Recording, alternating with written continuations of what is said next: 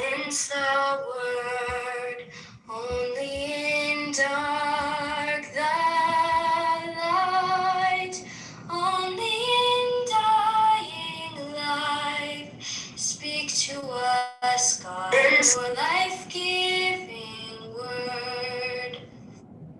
Hello, friends. I'm here with my friends, Miss Rachel and Miss Kim. And Miss Rachel is going to tell us another story from the Bible about Leah and someone with her own name, Rachel. So get nice and comfy, take some deep breaths, sing along with the song, or just listen and get ready to share a story. Only in silence the word, only in dark the light, only in dying life. Speak to us, God, your life-giving word.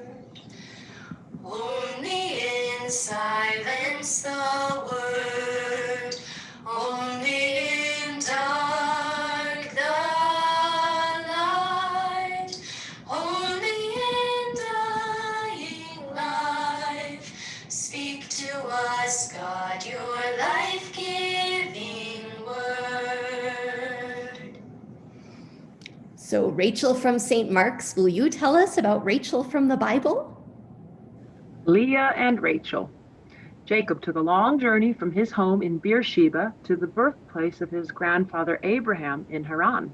But God was with Jacob and he arrived safely.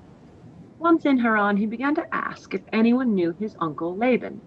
The people Jacob asked said that yes, they knew Laban. Look, they said, here comes his daughter Rachel with her family's flock. Jacob walked over and rolled the stone from the mouth of the well so that Rachel could water her sheep. Just then, another stone rolled away too, the stone from Jacob's heart. He opened his heart to Rachel at the well, kissing her and weeping for joy. He had found his wife. But Uncle Laban had two daughters. Rachel was the younger, and the older one was named Leah. Leah had beautiful eyes, but Jacob did not see them. Leah, as the older daughter, was supposed to marry first, but Jacob did not care. He could only see Rachel, whom he loved. Jacob cared only to be with Rachel. He wanted to marry Rachel more than he wanted money. So he proposed to work for Laban for 7 years without pay if Laban would agree to their marriage. Uncle Laban said, I would be happy if Rachel married a relative of ours. Stay here with us and work. Jacob worked 7 years for Laban. But it didn't seem that long to Jacob because he loved Rachel.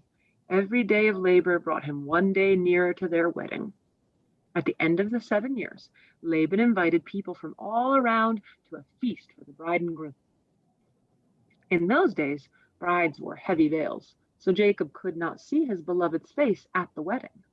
After the wedding, night fell, and Jacob still could not see his beloved's face. But when the sun rose and flooded their tent with morning light, Jacob saw that his beloved was not his beloved at all. He had married Rachel's sister, Leah. Laban had tricked him. And angry Jacob ran to Laban and cried, How could you do this to me? He told Laban. You knew I wanted to marry Rachel. We had an agreement. Why did you cheat me? Laban said, In our country, the younger sister cannot marry before the older. Go ahead and have your honeymoon with Leah. After that, I will bless your marriage to Rachel. But, Laban added, you must give me 7 more years of labor. Jacob agreed. What else could he do? Leah and Jacob had their honeymoon, and then Jacob married Rachel. Jacob loved Rachel so much that he was willing to spend 7 more years in Laban's service. Wow, that was a terrible trick that Laban played on Jacob. And wow, Jacob must have loved Rachel so much that he had to wait and work for 7 years, and then he had to wait and work for 7 more years, 14 years to marry Rachel.